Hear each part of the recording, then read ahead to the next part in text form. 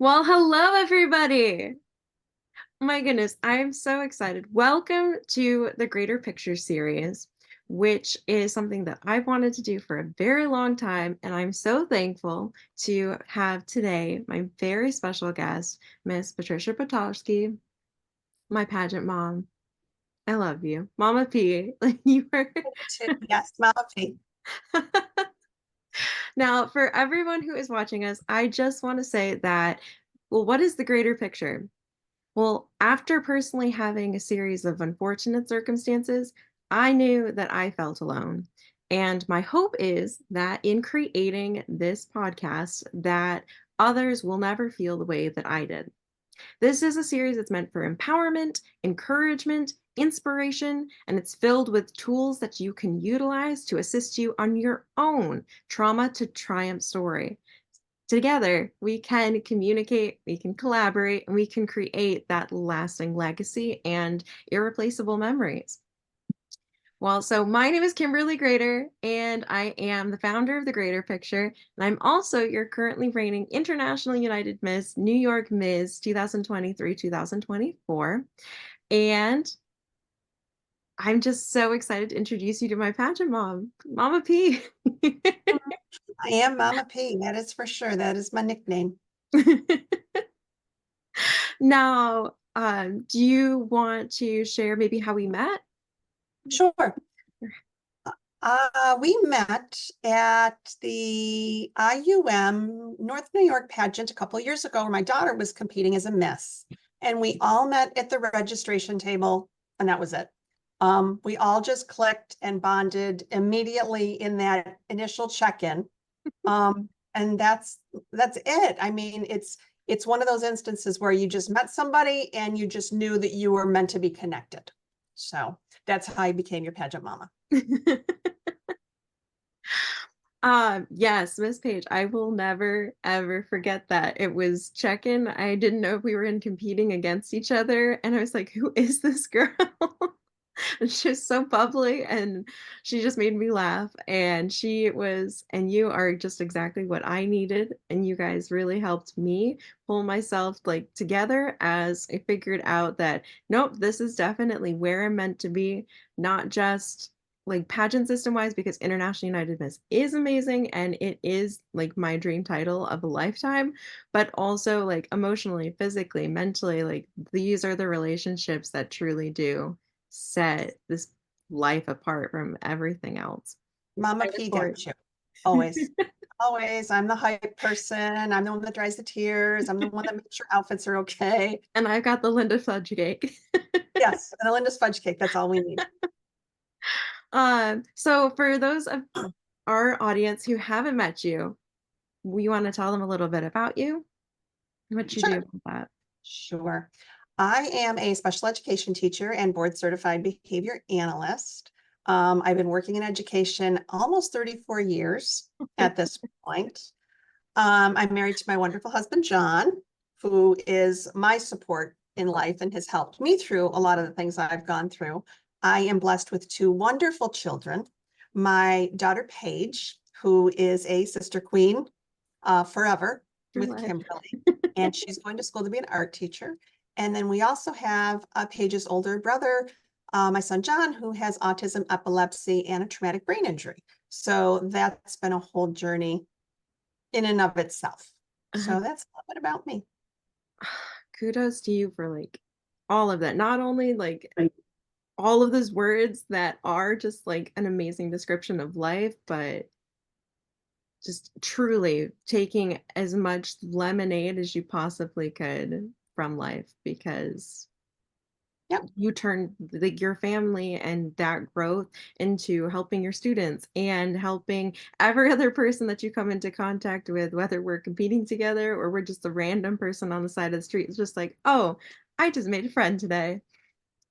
Yes, it's very much. My dad really raised me to believe that it doesn't cost a nickel to be kind. And I always feel like if I can bring that kindness to someone else, it's well worth it. Um, it's much easier to spread joy than it is to spread negativity. So I always try. Sprinkles. It's just, Sprinkles. If I can, always give that sparkle and, step in to help somebody, then that's a good thing. you're gonna make me cry. Uh, so our whole theme is turning trauma into triumph. You want to share some of your story? Sure. So, when we first talked about this, there's a couple things I've done in my life where I could say, where it's been, I've persevered through trauma. Whether it's all that my son has gone through in his life with his medical issues, there's been a lot of things. But I think one of the most important and most relevant things is that I went through a very difficult situation of workplace bullying. That really going through that experience helped me realize things I needed to change in my life, not changing myself, but changing things in my life and how I approach things in order to learn from that experience. Um, I had built up a job that I loved so much, and to be the victim of some workplace bullying from people I thought genuinely wanted me to succeed. And I trusted them and I believed that they wanted to help me. What I didn't know was behind the scenes, they were doing everything not only to get rid of me, but to destroy me so I didn't come back. And, I always think about that old adage of they thought they could bury me, but I'm a seed and I grew back. I feel like that's really what I learned to do.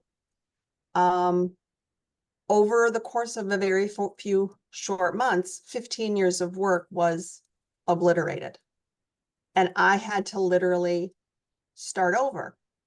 The whole experience left me with depression, anxiety, and PTSD, to the point that whether I'm at home or I'm at the doctor's office or at work or whatever, I'm always waiting for the shoe to drop, always thinking, did that person really mean what they said to me? I'm constantly playing that over and over in my head because of what I went through. And it was really, really difficult to have to pick myself up and be like, okay, what am I going to do with this? How am I going to build myself back up? And it took a couple years for me to really get my head back on straight and realize that I wasn't the problem. I wasn't the issue. I made the mistake of trusting people and thinking that they really wanted what was best for me, and they didn't want what was best for me. They wanted what I had. So to have to be able to walk away from that and be able to build something even better was difficult. It was a challenge, but I can look back now and I know the changes I had to make. I'm a very different person than I was when I went through that situation. It just shows like how much strength and courage and compassion and faith that you had not only in yourself, but in whoever it is that you believe in. I believe in God. Like he has a plan and he guides us. And I don't know what tomorrow's going to look like or if tomorrow's going to happen, but I know that I'm where I need to be and I'm meant to be for my highest and best good, as well as like highest overall impact, because you never know. People come into your life for the strangest things. And they're I mean, free. I believe we crossed paths for a purpose. I do believe that God Oh brings my people into God. your life for a purpose and for a reason. I think that's, when you take a step back and you look, that whatever your power is you believe in, things happen for a reason. And, Yeah. did I go through a difficult situation because it was God's way of getting me out of a bad situation? He may have been getting me out because he heard the conversations I didn't hear. So I think you have to have that perspective. And I Did think that's something else too, is that people hear the word trauma and they think that it's something, I mean, it is, it's something that's life altering, but it's not always as severe as like a car accident or like losing a loved one. Like it can literally be realizing that your best friend isn't your best friend and learning how what's the most effective way to build up from that circumstance? And that's where this really comes into an empowering thing. And like, what are the tools? What are the reminders that I can instill every single day to keep me on my track? What is my path to whatever my version of the greater picture is? Like for me, it's to be an international Ms. Legacy member for life and Mhm. to have a book published and to have a Broadway play. But those goals look different for every person. I think it was coming to terms with, so one of the things is that I trusted people. And by nature, I am a very kind-hearted, very compassionate person. I will give of myself until there is no more of me to give, if it means it's going to make things better for someone. So I made that mistake of trusting people too much. So I'm very cautious now about who I trust. I don't let people into my little circle of trust, if you will. It takes a lot to get in there. But the other thing is, I'm also not afraid when someone's in that close proximity to me and trusting me that if I don't feel right, you're out. Like I'm not, I will stick up for myself. I will say, why did you say that? Or why did you do that? Um, you know, I used to be very afraid to confront people. And I don't mean that in a negative way, but you would hear somebody would say, oh, I heard so-and-so said you did this. And I'd be like, oh my gosh, what did you hear? What did you hear? What did you hear? I, I don't do that anymore. I go to the person. And I will go right up to a person and say, look, I heard that you said this. I don't believe in gossiping and going around behind people. If you've got to say something, say it to my face. And sometimes people are just like, oh, she found out. And other times people are like, you know what, Trish? I didn't like the way that you said da, da, da, da, da. And then we can have a conversation about it. And I can say, that's not what I intended. Or, oh, you know what? I that didn't sound right. And have those conversations with people. But it does catch people off guard. And it's a really, really hard thing to do, to say to somebody, did you say this about me? And I've had people go, yeah, I said it about you. But again, then there's a conversation. So I'm not afraid to have those conversations. It took a time for me to learn. And, I worked with some great resources to learn to be able to do that. The second thing I learned how to do is keep my business my business. So I would always be the person, you'd pass somebody at work and they'd say, oh my gosh, how are you? Oh my God, I had the worst night. Oh my gosh. And then this happened, and then this happened, and the dog did this, and da, da, da, da, da. I don't do that anymore because people file that away and they will use it in your most vulnerable moment, Hmm. or they will turn something around. You're like, I didn't say that. So when I could be having the worst day in the world, you won't know it because I'll have a smile on my face. But if somebody says, how are you? Good. Until I can get to one of my trusted people that I know, who I know I can let it all out to them and get honest feedback. But most of the time, I don't eat lunch in the faculty room at work because I don't want to be involved in any of the drama, the nonsense. I mean, I'm a teacher. I work with primarily women. I don't want to sit in there. I will go to my office. I'll be, hi, how are you? Good, great. Have a good day. That's what I do because I have just found that most people they're information gathering. And I And think it's that's what I important tuck it away. is that it's not that you're saying like no, like I'm not excluding people, but it's Nope. the line of like self-preservation and understanding like this is my limit and I know that I need a safe space. So Mhm. taking that moment, it really is like the power of the minute, and just taking those 30 seconds to like take a deep breath and like refocus thoughts. Like that's just one of the many ways that people can handle the trauma that they're being faced with on a daily basis. Mhm.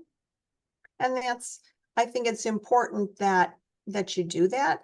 I also take, if I am in a difficult situation or I know I might be faced with a difficult situation, I take notes. And I learned many, many years ago when I was a first year teacher, like 35 years ago, I've always carried a spiral notebook with me, not in my phone, not in my desk, but I carry a little notebook with me. And when things happen, I write them down.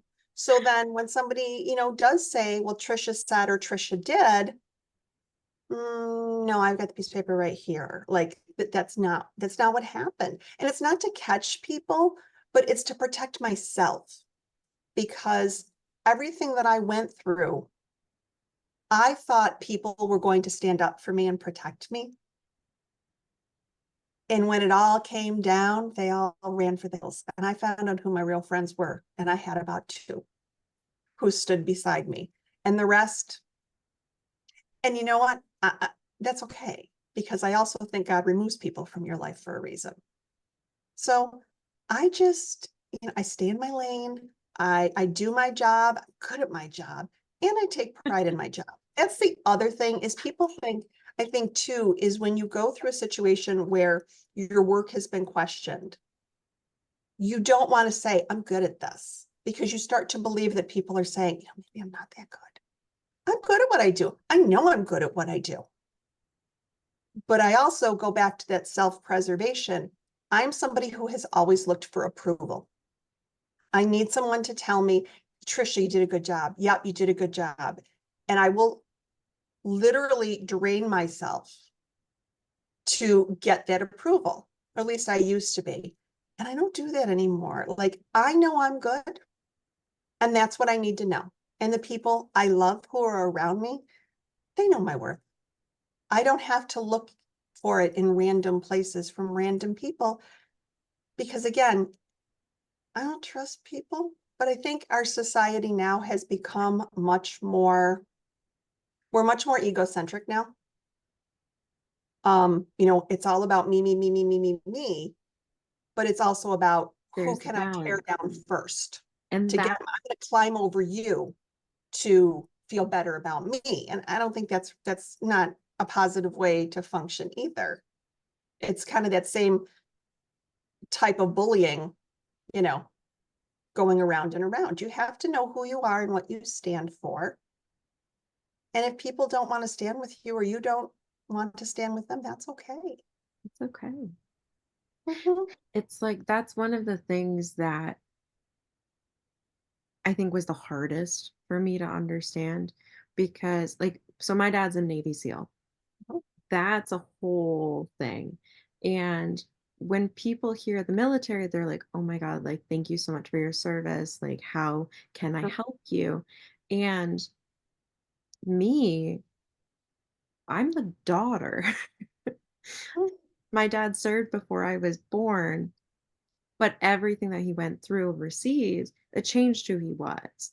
So for me and for my family, it was very much evident that there were not tools that were equipped with, well, how do you connect with someone who's been through trauma that they can't open up about?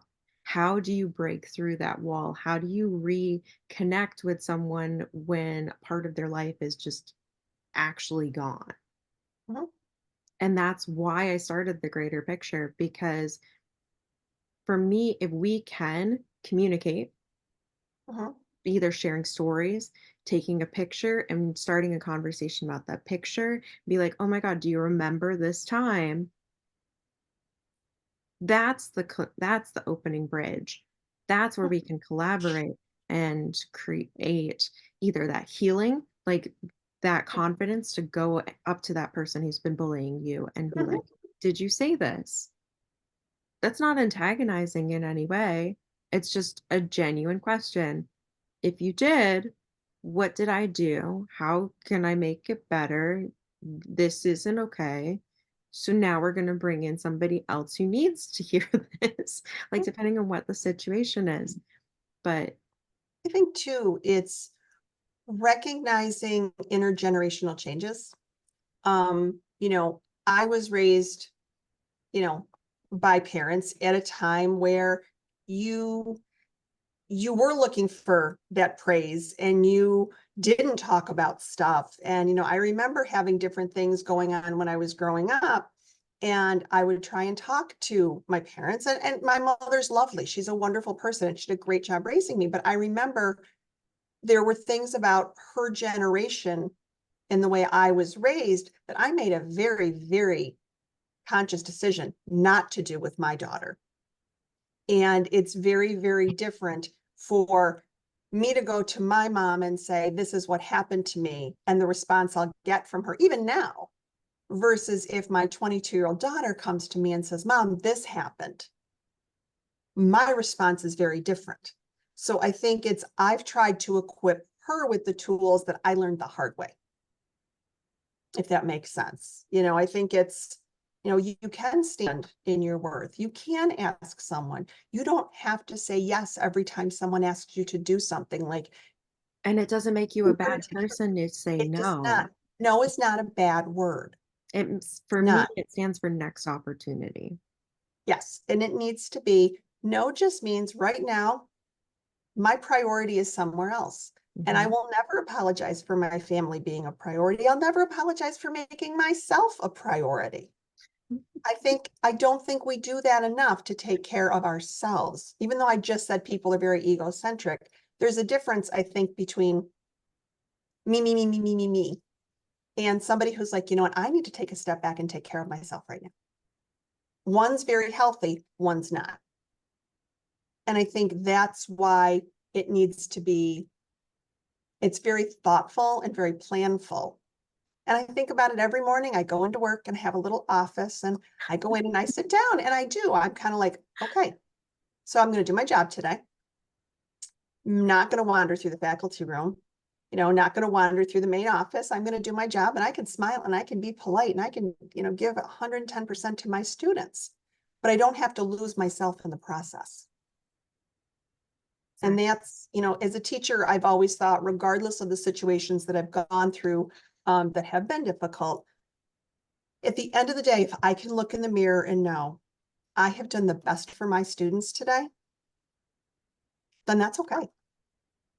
And I have to have that feeling of, if I've done right by the people who are important, There then you that's go. what's important. Not to say other people aren't, valued or important, but there are the people we know who are important and the people we want to make sure that we are there for.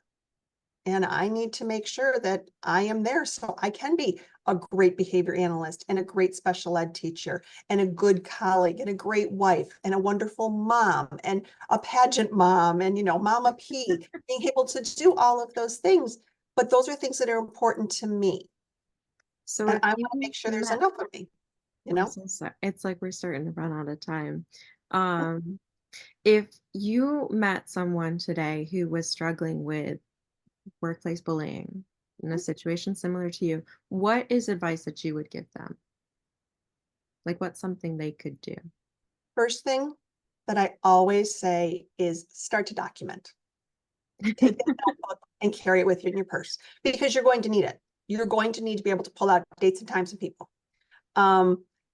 I think that's the big thing. I think the other thing is evaluate your boundaries and really take a look at who you've got in your orbit that maybe doesn't need to be there, or that you don't need to tell, oh my gosh, she was so awful in that meeting this morning. Oh my God, she made me crazy.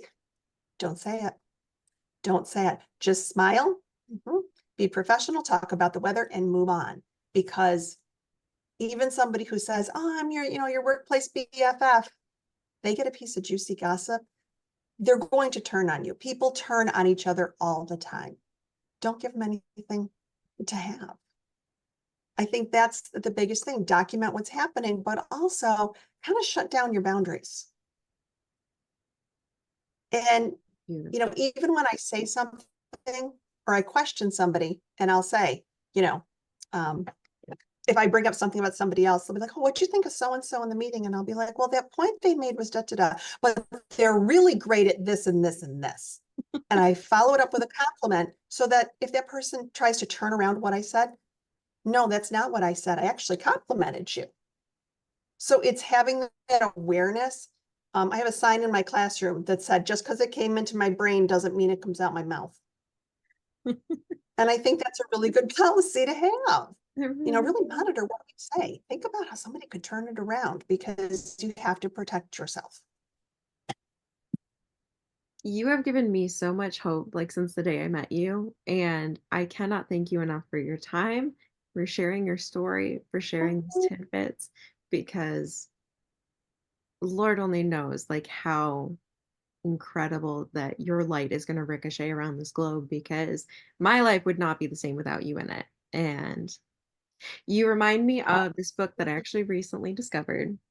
So this book, it's called Dance Because You Can: 5 Steps to Transform Trauma into Triumph, which is one of the reasons I called the series what I called it. But it's by Amy Jordan. And the first chapter of the book, she talks about how she was actually walking to work and she got hit by a bus and she broke her leg and she was pinned down. Like they didn't think she was going to walk again. And every single doctor that she talked to said they were going to amputate. She's calling everybody that she knows in her trusted circle saying that I don't want to lose my leg. And she did not take no for an answer. She knew that there was another plan.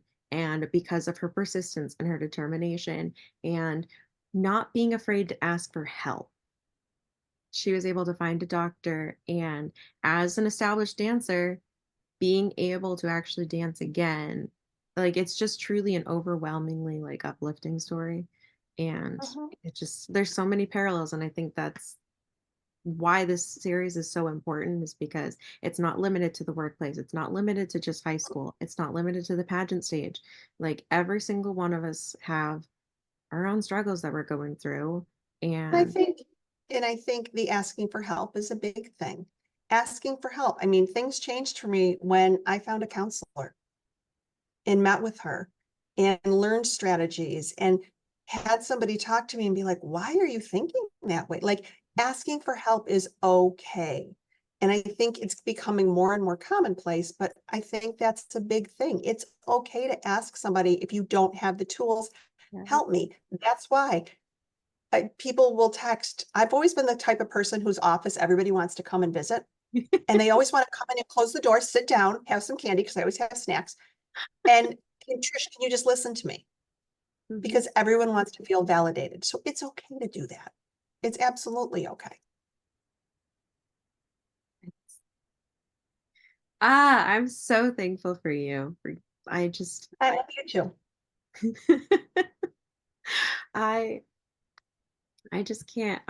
So below I'm gonna have there's a couple links that or references that you had sent to me for Mhm. people who are looking for another outlet, like to figure out like how to best navigate whatever circumstance they're facing in the workplace. So I have The Bully at Work by Gary Namie and Ruth Namie. And then I have the Surviving Bullies, Queen Bees and Psychopaths in the Workplace. What a great title. And that's That's by it. Patricia G. Barnes, but I'll send links below. But Yep. I cannot thank you enough for this. You're very welcome. Well, All thank you right. so much to all of our viewers. And if you are interested in also having your life lemonade trauma to triumph story featured on The Greater Picture, go ahead and comment below or send me an email at thegreaterpicture@gmail.com. But till next time, Bye, honey. Love you. I love you.